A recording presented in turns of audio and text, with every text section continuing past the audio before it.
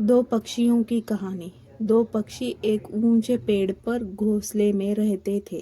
दोनों पक्षी एक दूसरे से बिल्कुल अलग थे।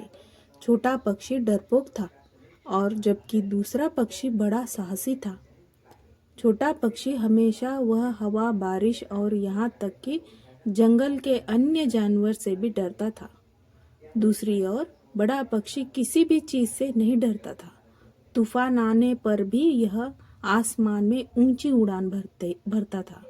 अचानक एक दिन जंगल में तूफान आया। बहुत तेज हवा चल रही थी और बारिश भी हो रही थी। छोटा पक्षी बहुत भयभीत हो गया। वह घोंसले में एक कोने में डरकर बैठ गया। दूसरी ओर बड़ा पक्षी डरा नहीं था। वह घोंसले से बाहर उड़ गया और तूफान में चला गया। आकाश में ऊंचा उड़ने लगा। यह बहुत ही खुश था। बड़ा पक्षी ने कभी इतना स्वतंत्र महसूस नहीं किया था। थोड़ी देर बाद तूफान थम गया। बड़ा पक्षी वापस घोंसले में लौट कर आया और छोटे पक्षी को अपने साहसिक कार्य के बारे में बताया। छोटा पक्षी चकित रह गया।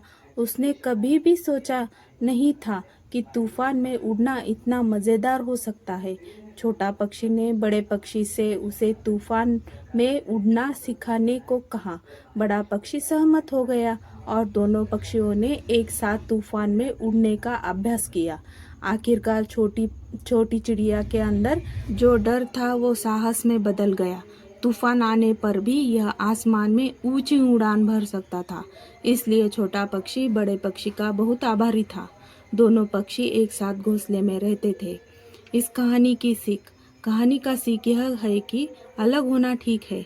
हमें सभी को इस बात पर गर्व होना चाहिए कि हम कौन हैं, एक दूसरे में अंतर क्या है ये सीखना चाहिए, तो हम हालातों से लड़ सकते हैं।